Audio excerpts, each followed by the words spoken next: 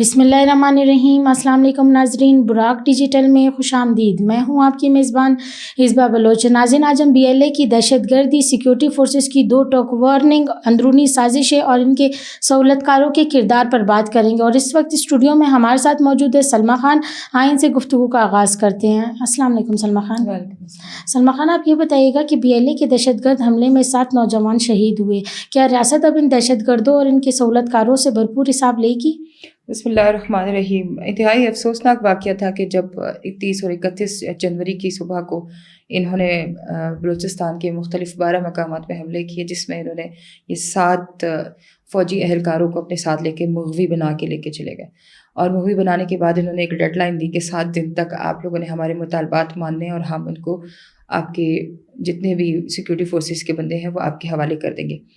लेकिन जहाँ तक हमारे इंटेलिजेंस इदारे हैं, जहाँ तक हमारा ताक़ुब था, जहाँ तक हमारे सिक्योरिटी फोर्सेस के चुकन्ना लोग थे, उन्होंने उनका ताक़ुब किया एंड जगह तक जहाँ तक ये लोग पहुँचते थे, उससे पहले ये लोग अपनी जगह अपनी लोकेशन शिफ्ट कर देते थे। और लोकेशन शिफ्ट होते ही इनको ये लगता था कि ये हमारे तक पहुँच चुके हुए।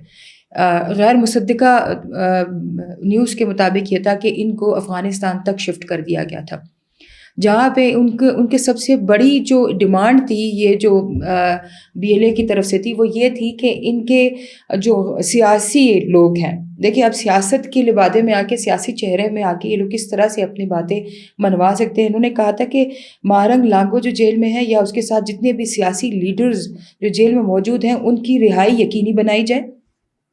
नोशकी से लेके तफ्तान तक तमाम के तमाम हार्ट्स जितने भी वो बने हुए हैं, चेक पोस्टें बनी हुई हैं, उनको ख़त्म कर दिया जाए। इसके अलावा तुर्बत से और आपका जितना भी गवादर का एरिया है, इसमें जितने भी सिक्योरिटी फोर्सेस के चेक पोस्टों के अलावा जितने भी वहाँ पे फोर्सेस बैठी हैं, उनको निकाल दिया जाए। देखिए ये चीज़ें हज़म होने वाली नहीं हैं। आप एक डिमांड रखें, और जो सबसे बड़ी जो उन्होंने बात की थी वो ये थी कि आप जो है वो जेल में बैठी हुई जितनी भी क़यादत है उनको बाहर निकाल दें। बिल्कुल। यहाँ पे आके एक चीज़ जो इनकी एक बात थी वो दम तोड़ती हुई नज़र आ रही है, वो ये थी कि ये मिसिंग पर्सनस के लिए बनी हुई एक यौमी यकजहती कमेटी थी, इनकी बलोच यकजहती कमेटी थी।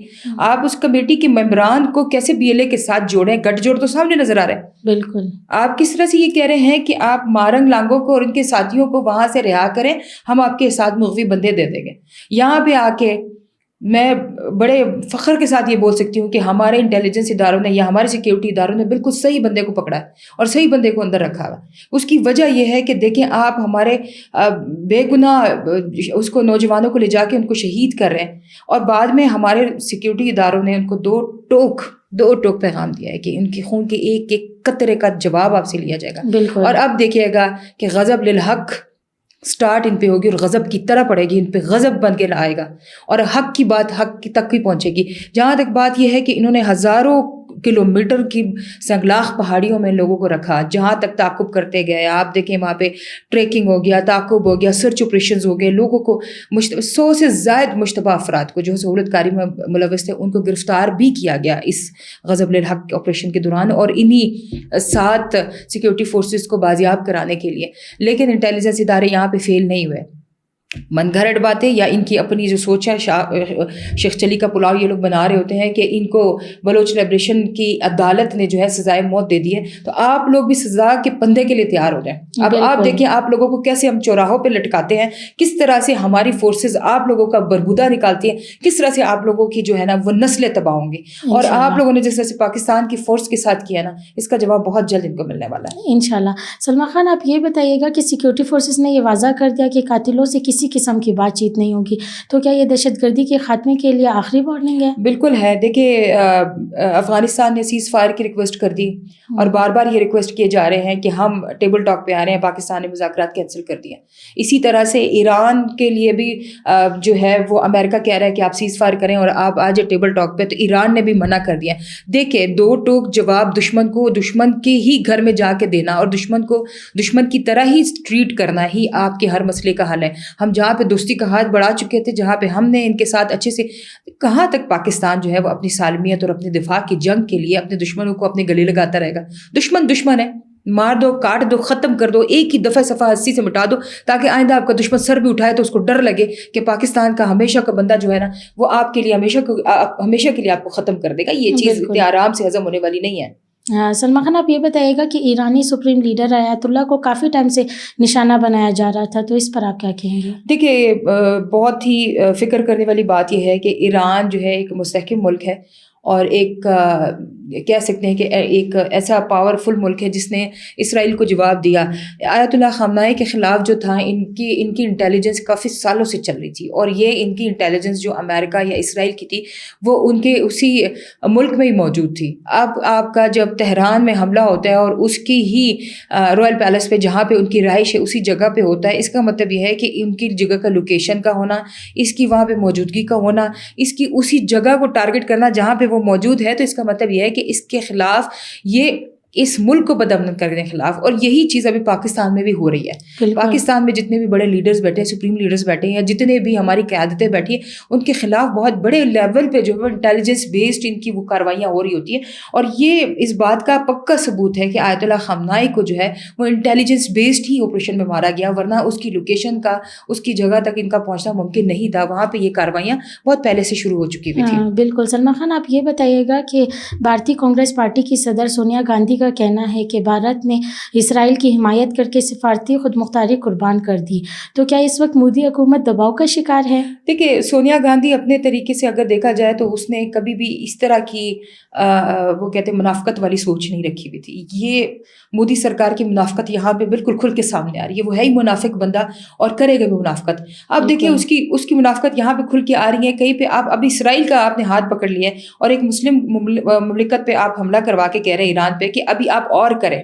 खुद तो खामोशी से बैठ के तमाशा देख रहे हैं, लेकिन इस चीज़ में सोनिया गांधी ने बिल्कुल उनको सही कहा हुआ है कि आप अपने ही इस्तेहकाम को, आप अपनी मुल्क की सामलियत को जो है वो सवालिया निशान बना के उसको खतरे में डाल रहे हैं। देखिए, मोदी वन साइडेड होके सोच रहे हैं, दूसरी साइड पे उसको सोचना चाहिए। सिर्फ वहाँ पे इसकी मोदी की सरकार नहीं चलेगी, वहाँ पे बीजेपी है, सोनिया गांधी है। इसी तरह से गांधी गवर्नमेंट आ गई थी, उन्होंने कभी भी इस तरह के तफरके वाली बातें नहीं की थी। वो करते थे काम और काम करके दिखाते थे। यहाँ पे आके ये वन साइडेड सोच रहे हैं, एक बंदे को दोस्त बना रहे, 100 को दुश्मन बना रहे। तो देखिए, अभी इंडिया भी इसको भुगतेगा। बहुत जल्द इंडिया में जो मोदी सरकार है उसके खिलाफ भी बहुत बड़ा एक क्रैकडाउन शुरू होगा। लोग निकलेंगे बाहर, इसकी गवर्नमेंट को नुकसान पहुंचने वाला है। उसके साथ फिर इंडिया की अपनी ही मईशत को तबाही, लोगों के साथ उनके सफारती ताल्लुकात, माशी ताल्लुकात, वो कितने बुरे तरीके से स्टेक पर लग रहे हैं इसकी इस एक डिसीजन की वजह से। हाँ बिल्कुल। सलमा खान, आप ये बताइएगा कि सिंध पुलिस कार्रवाई में अमरीकी कौंसलेट का नेटवर्क पकड़ा गया, ताल्लुक पीटीआई से निकला। क्या इमरान खान की रिहाई के लिए कौमी सलामती को दांव पर लगाया गया? बिल्कुल। ये देखें, इसमें एक बहुत बड़ी वाजिया वो ये थी कि कराची के रेंजर्स और पुलिस वालों ने एक बहुत बड़ा कामयाब ऑपरेशन करके वहाँ से एक हैंडलर कामरान को गिरफ्तार कर दिया, जिसने अपने ही बयान में इंकशाफ किया कि वहाँ पे अमेरिकी कौंसल पर्सन जो है, फोकल पर्सन जो है, डॉक्टर सजाद बरकी ने उनको फंडिंग की है और उस फंडिंग के थ्रू इसने आके जो है वो यूएस कॉन्सुलेट पर हमला किया, जहाँ पे आपने देखा होगा कि दर्जनों के हिसाब से लोग शहीद किए गए। और उन शहादतों में ये इल्ज़ाम लगा रहे हैं कि अमेरिकन फ़ोर्स ने वहाँ पे हमला किया। तो सॉरी टू से, वहाँ पे अमेरिकन फ़ोर्स नहीं थी, पाकिस्तान की रेंजर्स और पाकिस्तान की फोर्सेस ही अमेरिकन कॉन्सुलेट पे वहाँ पे ड्यूटी सर अंजाम दे रहे थे। आप इस चीज़ को देख लें कि किस तरह से इंतशारी टोला जो है वो इंतशार फैलाने के लिए, पाकिस्तान को बदअमन करने के लिए और अपने किसी लीडर को निकालने के लिए किस तरह से हमारे गैर मुल्की कौंसल खानों पे हमला करके उनके साथ हमारे हालात ख़राब करने की कोशिश कर रहे हैं। देखिए, ये चीज़ तो वाजिया हो चुकी हुई है कि उस बंदे ने एतराफ़ भी कर लिया है कि उसको फंडिंग की गई है। बाकायदा उसको बताया गया कि हालात की इस तरह की किसी भी कशीदगी की सूरत में आपने जाके कौंसलेट पे हमला करना है और वहाँ पे लोगों को निशाना बनाना है और उसका इल्ज़ाम लेकर आना है रियासत पे या अमेरिकन कौंसलेट पे, जिसकी वजह से हम अमेरिका के साथ अपने ताल्लुकात ख़राब कर देंगे और इन हालात के ख़राब होने की वजह से हम पीटीआई के जो क़यादत है उसको बाहर निकाल देंगे। इस टाइम में आके पाकिस्तान अंदरूनी और बैरूनी बहुत सख्त किस्म के प्रेशर से अपने आप को बेयर कर रहा है और बर्दाश्त कर रहा है इस चीज़ों को।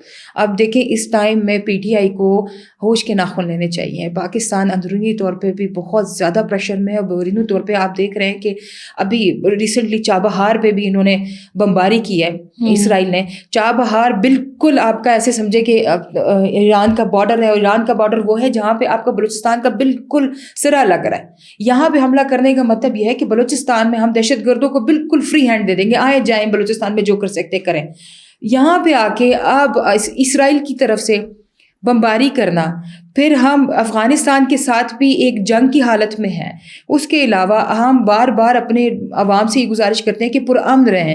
کتنے ان کے اوپر قانون نافذ کرنے والے اداروں نے کون کون سے ایلیگیشنز لگا دی. اس کے باوجود یہ چیزیں جب ہو رہی ہیں تو اس کا مطلب یہ ہے کہ عمران خان کی قیادت کے پیچھے بھی لوگ جو ہیں وہ اس لیے پڑے ہوئے ہیں کہ ان کو باہر نکالا جائے اور پاکستان کو بدامن کیا جائے اور پاکستان کی معیشت کو اور اس کے لوگوں کو اور انتشار پھیلا کے اور بدامن کرنے کی طرف لے کے جایا جائے. سلما خان، تھوڑا سا لاسٹ میں اس بات پہ بھی روشنی ڈالیے گا کہ امریکہ، اسرائیل اور ایران کی جنگ بلوچستان پہ کیا اثرات ڈال سکتی ہے؟